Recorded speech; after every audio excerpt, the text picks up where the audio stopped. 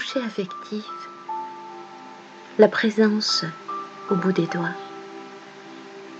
Bonjour, je suis Corinne Collin-Bellet, praticienne en médecine intégrative, écrivain, conférencière en santé émotionnelle.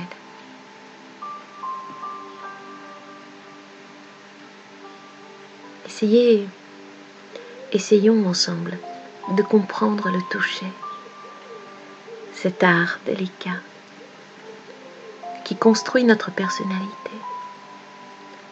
À l'instar de nombreux pédiatres ou psychologues, j'affirme que le fœtus a des sensations, notamment tactiles, bien avant la naissance. Le fait qu'il se touche très tôt dans le ventre de sa maman participe à la formation de sa conscience. Le toucher instruit les autres organes des sens.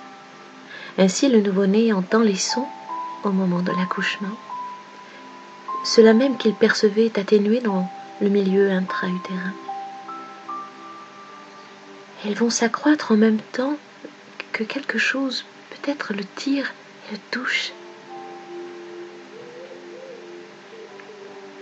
Avec la vieillesse, les sons s'affaiblissent, mais par le souvenir, ils résonnent encore en nous. Revenons à ce toucher affectif intra-utérin des premiers jours de la vie. Il se rapproche de la relation d'aide prodiguée aux patients en fin de vie. Le mourant, souvent en quête de ce toucher d'ailleurs affectif. Dans ce type d'approche, il faut accepter de toucher et de se laisser toucher physiquement pour être touché psychologiquement. L'adulte qui, dans son enfance, a été sensibilisé à un délicieux mélange d'odeurs et de caresses, recherche inconsciemment cette attrayante combinaison en son ou sa partenaire. A contrario, il peut rejeter une odeur qui pour lui a été synonyme d'inconfort. Et cela, le toucher, bien sûr, a la vision de rassurer. Le toucher existe grâce à la peau, qui est son organe sensoriel. En 3 ou 4 semaines, notre peau se renouvelle complètement. Ce sont de véritables trésors de récepteurs sensoriels avec environ 720 000 terminaisons nerveuses et 50 récepteurs par millimètre carré. Ils sont capables de nous faire sentir des stimuli très complexes. Le froid, la douleur, la chaleur, le contact.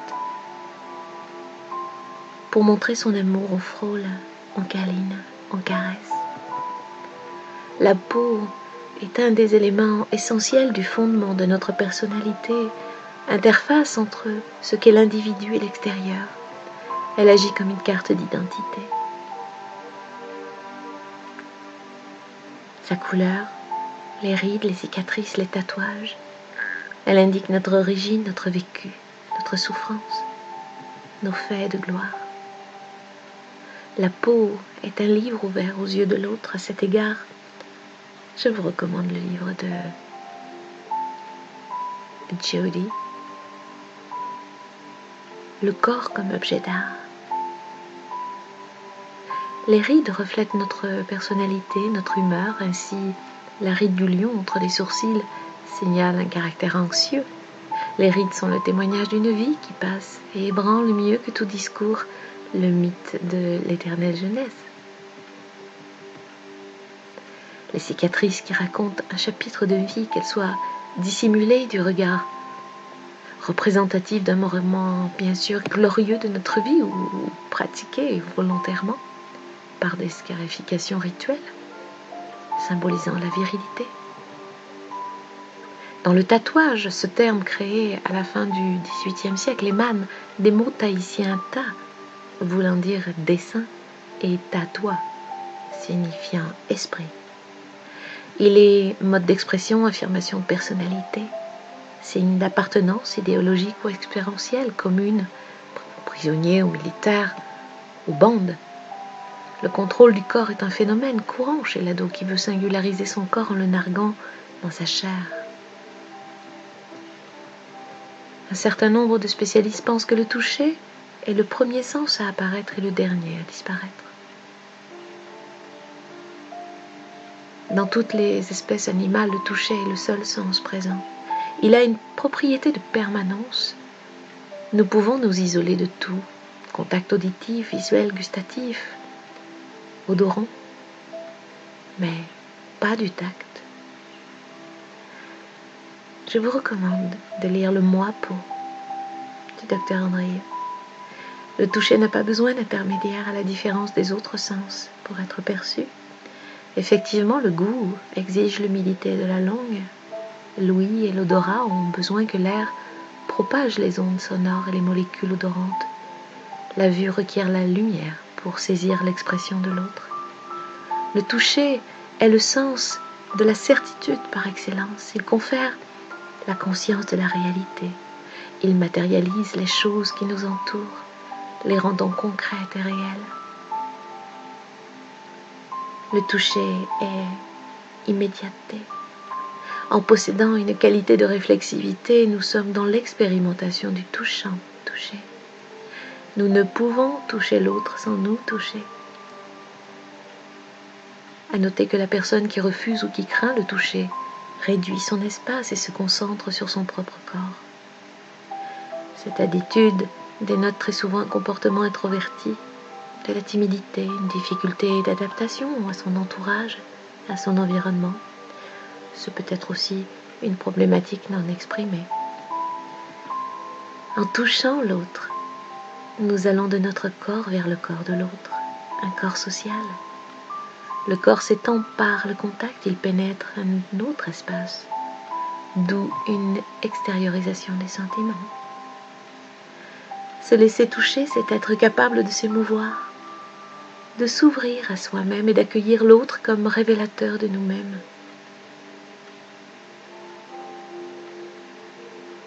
René Spitz, dans les années 50, a décrit les effets nocifs liés au placement dans les premiers âges de la vie sans toucher affectif. Il a nommé ce phénomène l'hospitalisme. Il expliquait comment les tout-petits placés dans les centres de pédiatrie recevant tous les soins techniques alimentaires nécessaires à leur survie, bien sûr, mais sans affection. Et là, il se laissait dépérir. Cependant, si l'enfant n'en mourait pas, il pouvait néanmoins développer des troubles comportementaux à l'âge adulte liés à l'absence de ce toucher bienveillant. Cette notion peut s'étendre aux personnes âgées, institutionnalisées, qui sans affection se laissent mourir. Et puis, le langage des mains, puisque toucher, c'est touchant. L'échange tactile entre deux personnes s'accomplit essentiellement par la main, grâce à sa sensibilité, à sa finesse. Elle permet d'étudier et d'analyser la chair de l'autre. Un langage infraverbal qui s'établit. La main, bien que muette, nous parle, nous renseignant sur l'humeur de l'autre. Indifférente, évasive, agacée, impatiente, brutale, nerveuse, douloureuse, aimante, caressante, désireuse. À travers notre main, nous pouvons percevoir les sentiments de l'autre. Celui qui souffre son fort intérieur. De nous-mêmes, nous lui transmettons notre tension émotionnelle. Lorsque nous touchons en éprouvant un sentiment de répulsion, de dégoût, l'autre perçoit cette répulsion. La main agit comme un sismographe de nos réactions affectives. Physiologiquement, la main occupe une place importante de la représentation corticale. La pulpe de l'extrémité des doigts compte près de 250 récepteurs au centimètre carré. À ce titre, la main n'est pas qu'un organe de sensation, elle est aussi un prodigieux outil de notre intelligence.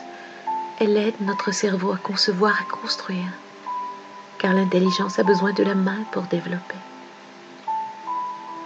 La main est le prolongement de notre esprit, car elle réalise ce que nous pensons, elle traduit nos pensées, mais plus encore, la main traduit notre inconscient, notre personnalité, comme peuvent le montrer les études graphologiques.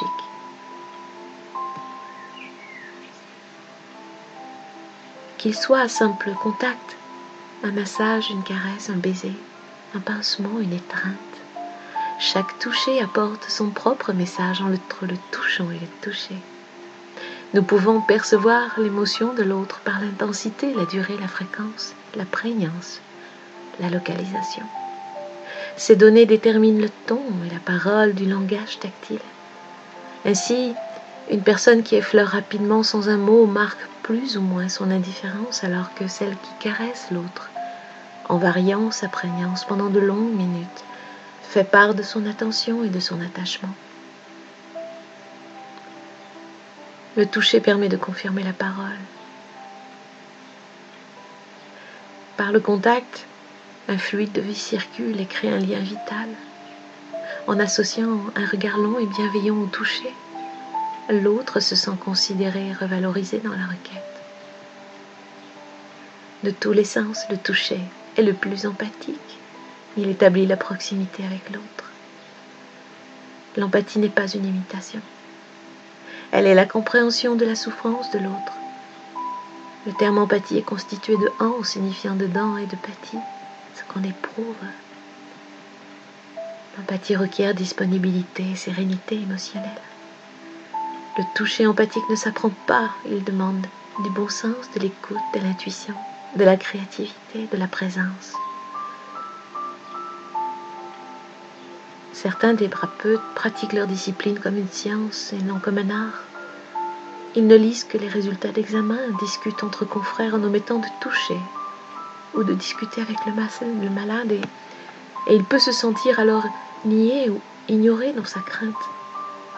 Dans le toucher empathique, il est essentiel d'être suffisamment proche du patient pour être solidaire, pour lui faire sentir et suffisamment loin pour ne pas être blessé psychologiquement et garder son objectivité.